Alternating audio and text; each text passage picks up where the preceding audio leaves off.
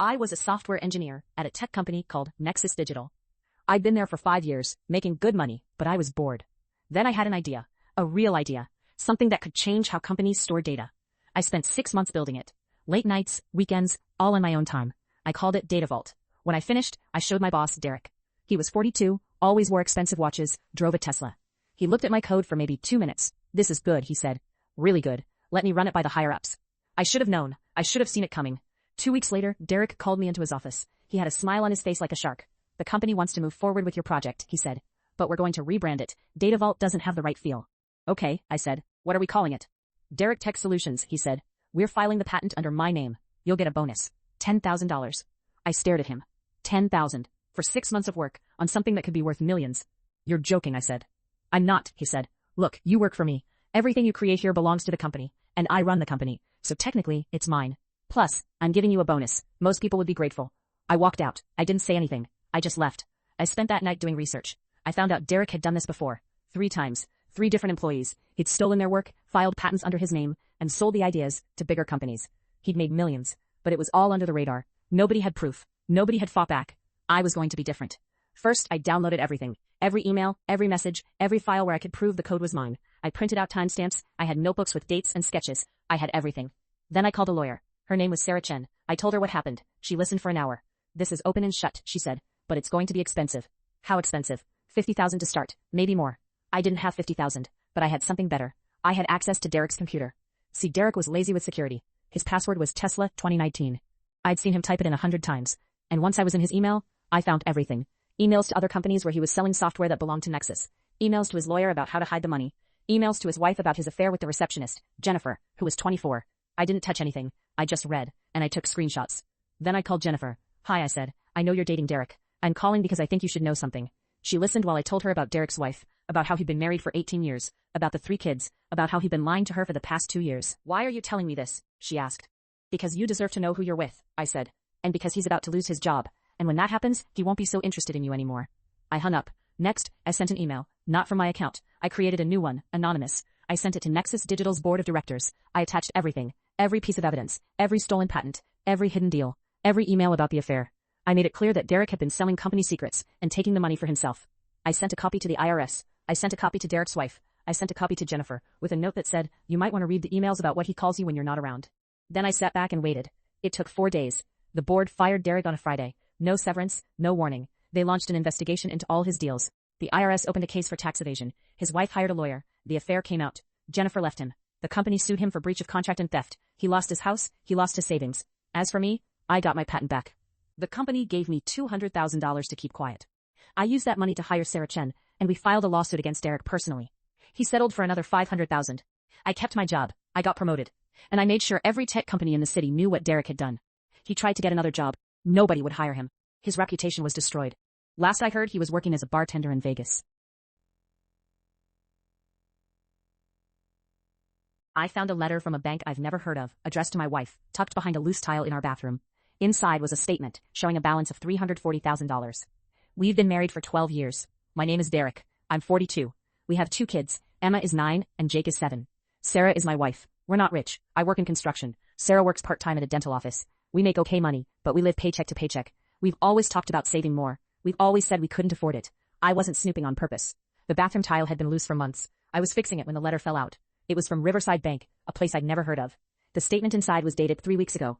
The account balance was $340,287.43. My hands were shaking. I read it 5 times to make sure I wasn't reading it wrong. The account was in Sarah's name. The transaction history showed deposits every single month for the past 4 years. Some deposits were $500, some were $2,000. They added up. I sat on the bathroom floor for 20 minutes, just staring at it. When Sarah got home from work, I didn't say anything at first. I made dinner, we ate, the kids watched TV, I put them to bed. Then I waited for her to come downstairs. She was in the kitchen making tea when I pulled out the letter. "Where did you get this?" Her face went white. Not confused white, caught white. "The bathroom, the tile. Sarah, what is this?" That's private." "Private? We're married. We have kids. We've been talking about getting a second mortgage because we need money for the roof, and you have $340,000 hidden away? Where is this money coming from?" "It's not what you think." "Then explain it to me, because right now I'm thinking you've been lying to me for 4 years. She sat down at the table. She wouldn't look at me. "Sarah, talk to me." "I can't." "You can't? You can't? Our kids are sleeping upstairs. We're drowning in debt. I'm stressed about money every single day. And you can't?" "If I tell you, everything changes. Everything's already changed. You lied to me, for years. She stood up. I'm not doing this right now. Not doing this? You don't get to walk away from this. Where is this money from, Sarah? Is it from your job? Because your job doesn't pay that much. It's not from my job. Then what? Who's giving you money? Is someone giving you money? She wouldn't answer. Are you in trouble? Are you in debt? Are you involved in something illegal? No, God, no. Then I don't understand. Help me understand. She looked at me finally. Her eyes were wet. There's something I never told you. Something from before we got married. What? I can't tell you. Not yet. Not like this. Not like what? We're alone. Tell me. I already hate you right now. At least if you tell me the truth, maybe I'll understand. She took a breath. She looked like she was about to say something. Her phone buzzed on the counter. She glanced at it. Her whole body went tense. Who is that? No one. Sarah, it's my lawyer. My stomach dropped. Your lawyer? Why do you have a lawyer? She didn't answer. She just stared at the phone. Another text came through. Then another. I watched her face as she read them. She looked scared. What's happening? What did your lawyer say? She turned the phone toward me. The first message said, he knows about the account. We need to meet immediately. This changes everything. The second message said, is he going to contact me? We need to get ahead of this. The third message said, call me now. We need to tell him about the other thing, before someone else does. I stared at the phone. What other thing? Sarah's face went even paler. Sarah, what other thing? Before she could answer, there was a knock at the front door. It was loud, hard, like someone who wasn't being polite. I found out my husband Mark was cheating 6 months into our marriage. Not from him, from his boss, Victoria Chen, a 42-year-old VP at some big tech startup called Synergy Tech. She called me at home one Wednesday afternoon. Hi, this is Victoria Chen, she said, all fake sweet. I'm calling about Mark's work schedule. He's been staying late a lot. Just wanted to give you a heads up. Something about her voice made my skin crawl. I called Mark right after and asked why he was staying late. He said budget meetings. I knew he was lying. So I did what anyone would do. I followed him. They were at the Hilton on 5th Street. I sat in my car for 2 hours watching them walk out of the lobby together, her hand on his arm. Mark didn't even look guilty. He looked happy. I drove home and cried for 3 days. Mark came back that Friday like nothing was wrong. He kissed me on the forehead and asked what was for dinner. I didn't say anything. I just watched him. Watched how he checked his phone every 5 minutes. Watched how he smiled at messages. Watched him lie to my face about late meetings. Then Victoria called again. This time she wanted to meet me in person. We met at a coffee shop near her office. She was dressed in this expensive black suit, sitting there like she owned the place. When I sat down, she didn't even look sorry. Look, I know you know, she said, stirring her latte. Mark and I have something special, but it's not going to affect his work. I'm a professional. I just stared at her. Here's what's going to happen, she continued. You're going to forget about this, or I can make sure Mark never works in tech again. I have that power. But there's another option. I want to hire you. Hire me? I said. As my assistant. $45,000 a year, good benefits. But you can never tell anyone about Mark and me. Not your friends, not your family, not anyone. If you do, I'll fire you and Mark both. I'll say you stole from the company. I have lawyers. She took a sip of coffee like she just offered me a vacation. That's when I knew. This wasn't about love. This was about control. Victoria thought she could buy my silence. She thought she could keep her perfect life while destroying mine. I took the job. I worked there for 8 months. Every single day I documented everything. Every text between Victoria and Mark that I saw on her computer. Every email. Every lunch break where they disappeared together. Every time she called him into her office and closed the door. I took pictures. I wrote down dates and times. I also made friends with the other women in the office. 3 of them told me Victoria had done the same thing before. There was a junior analyst named Sarah, who said Victoria had pushed her out when she found out Sarah's boyfriend worked for a competing company. There was a designer named Lisa, who said Victoria had threatened to destroy her career if she didn't keep quiet about seeing Victoria with some married guy at a hotel. I gave all of it to a lawyer. The lawyer said we had a case for workplace harassment, blackmail, and creating a hostile work environment. But we needed more. So I set up my phone to record during a meeting. Victoria called Mark in to discuss a project. What she actually did was tell him she was pregnant. We're having a baby, she said, touching his face. I'm leaving my husband next month. We'll finally be together. Mark looked shocked, then guilty, then happy. I had it all on tape. I sent the recording to Victoria's husband. I sent it to the company's HR department. I sent it to the board of directors, with a letter explaining that Victoria had been using her position to coerce me into silence about her affair, and had done the same to other employees. I included everything, the texts, the dates, the threats. It took 3 weeks. Victoria was fired for violation of company policy and abuse of power. Her husband filed for divorce and took her for everything in the settlement. Mark tried to save his job by saying he didn't know about Victoria's threats, but HR found emails where she'd copied him on messages to me about the assistant position. He was fired too for being part of the scheme. I got a severance package worth $60,000. I also got an apology letter from the company's new VP. Mark moved back in with his parents. Victoria's new baby daddy turned out to be a guy she met at her divorce lawyer's office. Last I heard, she was working at some small marketing firm, making half what she used to make. I used the severance to start my own business. It's doing great now. Sometimes people think they're smart enough to control everyone around them. They're not. They just haven't met someone willing to be patient enough to burn it all down. This started with a single email I wasn't supposed to see. I was fixing our accounting software one Tuesday morning, when an old backup file popped up. Inside was an email thread between my partner Marcus and his girlfriend. The subject line said, "Money transferred safe." I shouldn't have read it, but I did. Marcus and I started our tech company together in 2016. We were 32, hungry, and broke. We built it from nothing. By 2024, we had 12 employees, contracts with major clients, and we were bringing in solid money. I mean, we weren't rich, but we were comfortable. Or so I thought. The email chain showed Marcus had been moving money out of the company for 2 years. 50,000 here, 75,000 there. Routing it through fake vendor accounts to his personal bank.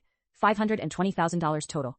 And in the most recent email, dated just 3 weeks before, he told his girlfriend they had enough saved up to buy a house in the Hamptons. I sat at my desk for an hour just staring at the screen. I couldn't move, couldn't think straight. I called my wife.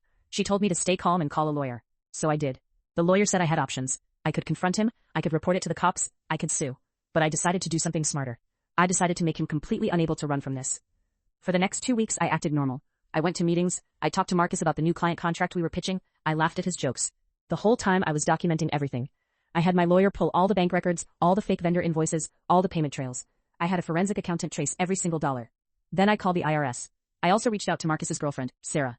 I sent her an anonymous tip with all the documents showing the money he'd stolen. I knew she'd figure out it came from me eventually, but that wasn't the point. The point was to create chaos. Then I called our biggest client. I told them we had a serious internal issue and that they should hold off on renewing their contract until we resolved some things. I didn't say what. I just made them nervous enough to pause. 2 days later, I called Marcus into my office. "Hey man, we need to talk," I said. He walked in smiling. "Yeah, what's up?" "I know about the money. All of it. The fake vendors, the Hamptons house, everything." His face went white. He just stood there. "I've already filed a report with the IRS. I've got all the documents. I've already talked to a lawyer, and I've already talked to Sarah. Your girlfriend knows everything." Wait, let me explain," he said. He was shaking now.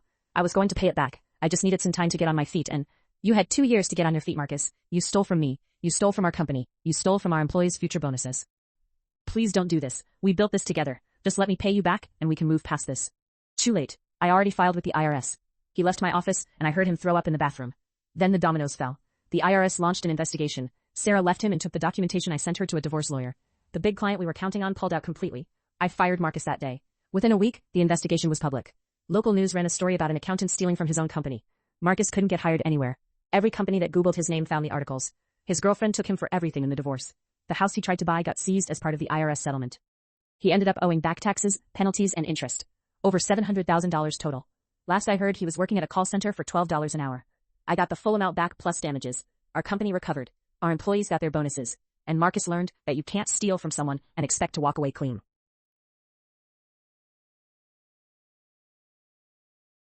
I need to tell you what I did, because keeping it inside is eating me alive.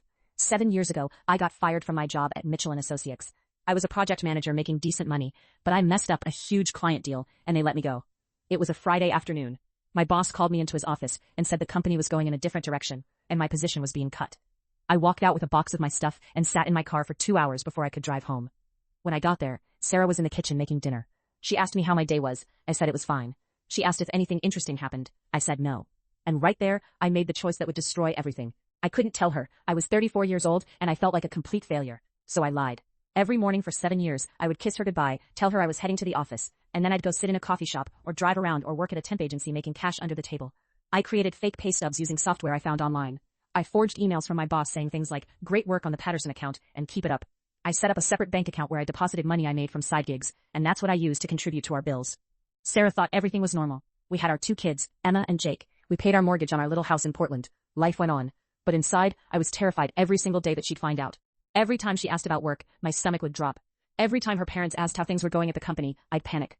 Last Tuesday, everything changed. Her mom called the house around 3 in the afternoon. Sarah answered and her mom asked how I was doing at the company. Sarah said I was fine. Then her mom said, "That's nice, because I ran into Linda from your husband's company at the grocery store yesterday, and she said he doesn't work there anymore. Said they let him go years ago."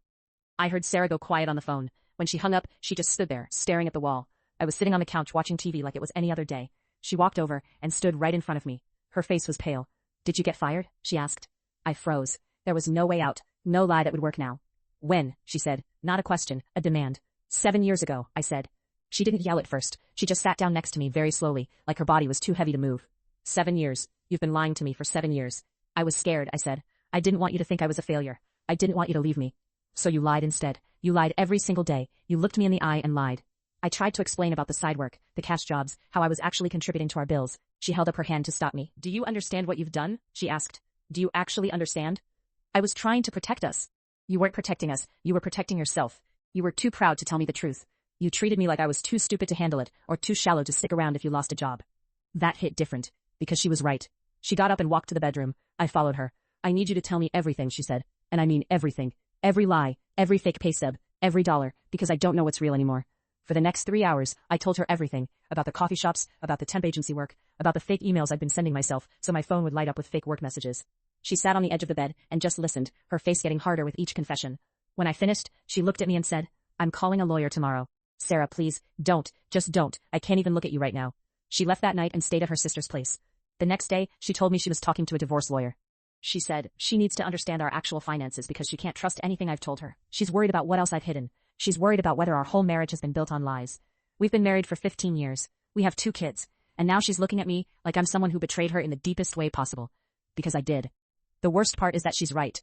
I wasn't protecting my family by lying. I was protecting myself. I was too proud to admit I failed. I was too scared to be honest. And now everything is falling apart because of it.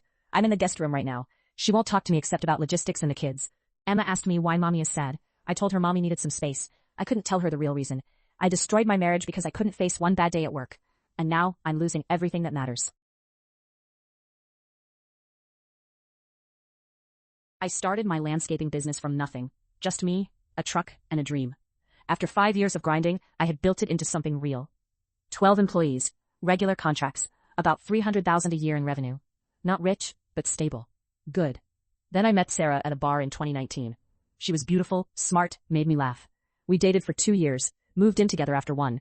I trusted her completely. Too completely, it turned out. In early 2021, I asked Sarah to help me with the office stuff. I was drowning in paperwork. She had experience with accounting, so it seemed perfect. She worked part-time for my business, handling invoices and payments. I paid her $25 an hour, gave her access to the company credit card for supplies. Then in November 2021, I found out she was sleeping with my business partner Mike. Not just once, for months. I found texts on her laptop that she left open. Graphic stuff, planning dates, him telling her he loved her. I confronted her that night. I remember exactly what I said. You're cheating on me, with Mike, my business partner. She didn't even try to deny it. Just sat there on the couch and looked at me. I'm sorry, she said. But I'm in love with him. I'm leaving. No explanation, no fight, just done. I told her to pack her stuff and get out. She did. Within 2 hours she was gone. Mike quit the business the next day. They moved in together 3 weeks later. I was hurt, angry, but I moved on, hired a new office person, got back to work. Then in March 2022, my accountant called me. We need to talk, he said. I found some issues with your books. I met him at his office on a Tuesday morning. He had spreadsheets printed out, pages and pages of them. These charges, he said, pointing at the screen, $80,000 over 14 months, all from your credit card. But the receipts don't match. The vendors don't exist. My stomach dropped. I knew exactly who did this. I asked him to trace every single transaction. It took 2 weeks, but the pattern was clear. Sarah had been stealing from me the whole time we were dating. Small amounts at first, 500 here, 1,000 there, then bigger, 2,000, 3,000. She'd create fake invoices, fake vendor names, fake everything. Then she'd process the payment and pocket the cash. She stole $81,432. I called a lawyer that day, a criminal lawyer. We filed a report with the police. I gave them everything, the spreadsheets, the fake invoices, the credit card statements. The cops did their investigation. It took 3 months, but they built a case. Sarah got arrested in June 2022 at her apartment. Mike was there. He had no idea what she'd done. He kicked her out that same night. I found out through Facebook that he started dating someone else by August. Sarah tried to cut a deal. Her lawyer contacted me asking if I'd drop the charges if she paid me back. I said no. I wanted her prosecuted. She pleaded guilty to theft and fraud in October 2022. The judge sentenced her to 18 months in federal prison and 5 years probation. She also had to pay full restitution with interest. That came to $94,000. She's been in prison for almost 2 years now. She'll get out in about 8 months. I get updates from the victim advocate. She's learning her lesson. Mike, he came to me 6 months after her arrest, apologized, said he had no idea she was stealing from the business. I believed him. We didn't get back together as partners, but I didn't pursue anything with him. He wasn't the one who stole from me. Sarah made a choice. She thought she was smart. She thought she'd never get caught. She thought she could take my money and my business partner and just walk away clean. Instead, she spent years in prison, destroyed her career, and now she's a convicted felon. When she gets out, that record follows her forever. That's what happens when you steal from the wrong person.